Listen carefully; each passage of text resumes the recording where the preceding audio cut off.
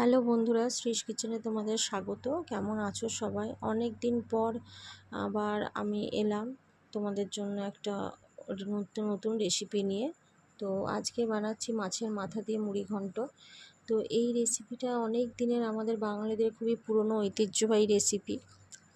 তো আমি ভাবলাম আজকে এটা বানাইও বাড়ির জন্য এবং তোমাদের জন্য রেসিপিটা অবশ্যই শেয়ার করি। তো আমি এখানে কাতলা মাছের মাথা নিয়েছিলাম। মাথাটা নুন হলুদ দিয়ে ধুয়ে ভালো করে নুন হলুদ মাখিয়ে রেখেছিলাম। তো প্রথমে মাথাটা লাল লাল করে ভেজে নিতে হবে। অবশ্যই পুরো রান্নাটা সর্ষের তেলে হবে, তবেই টেস্ট হবে ভালো। এরপর মাথাটা ভাজা হয়ে গেলে আমি এখানে ডুমো ডুমো করে আলু কেটে রেখেছিলাম, সেই আলুটা ভেজে নেব। আমি এখানে একটা মিস্টেক করেছিলাম, সেটা হচ্ছে আলুটা দেওয়ার আগেই আমি তেলে গোটা গরম মশলা ভুল করে দিয়ে ফেলেছিলাম। তো তোমরা আলুটা ভেজে নিয়ে তারপর গোটা গরম মশলা ফোড়নে দেবে। তো আমার দেখো আলুগুলো ভাজা হয়ে গেছে। এরপর আমি ওর মধ্যে দিয়ে দিচ্ছি পেঁয়াজ কুচি, এবং পেঁয়াজটা একটু ব্রাউন যখন হয়ে আসবে তখন আমি দিয়ে দেবো আদা রসুন কাঁচা লঙ্কা বাটা, এবং আমি কিছুটা কাঁচা লঙ্কা কুচিও নিয়েছি, কারণ আমি একটু ঝাল পছন্দ করি। তোমরা ঝাল যেরকম পছন্দ করবে সেই অনুযায়ী লঙ্কা ব্যবহার করবে। এবং দিয়ে দিচ্ছি টমেটো কুচি। ভালো করে এটা একটু কষিয়ে নেব যতক্ষণ না টমেটোটা নরম হচ্ছে, এবং দিয়ে দেবো কিছু গুঁড়ো মশলা। রোজকার যে রান্নার যে সাধারণ মশলা ইউজ হয় সেই মশলাই এখানে ব্যবহার হবে, বিশেষ কিছু অন্য মশলা নয়।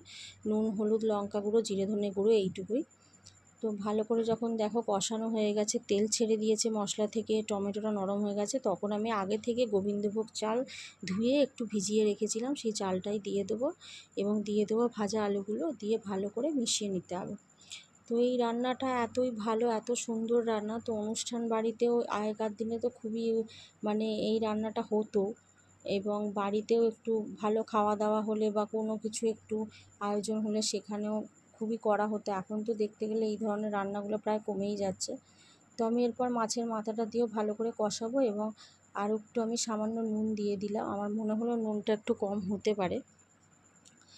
তো ভালো করে কষিয়ে নিয়ে এরপর আমি এতে পরিমাণ মতো জল দেবো, এবং অবশ্যই গরম জল ব্যবহার করতে হবে, ঠান্ডা জল নয়, তাতে করে টেস্টটা নষ্ট হয়ে যেতে পারে। তো পরিমাণ মতো যতটা চাল তার থেকে একটু জাস্ট জলটা বেশি থাকবে, দিয়ে এবারে ওটা 10 মিনিট মতো একদম লো ফ্লেমে দমে বসিয়ে দিতে হবে। তারপর মাঝখানে একবার চেক করতে হবে ঢাকাটা তুলে। তো দেখো আমার হয়ে এসেছে। তারপর আমি কাজু কিশমিশ দিয়েছি গোটা গরম মশলা গুঁড়ো, আর হচ্ছে গাওয়া ঘি দিয়ে দেখো, আর স্বাদ মতো অবশ্যই চিনি দিয়ে দেবে একটু।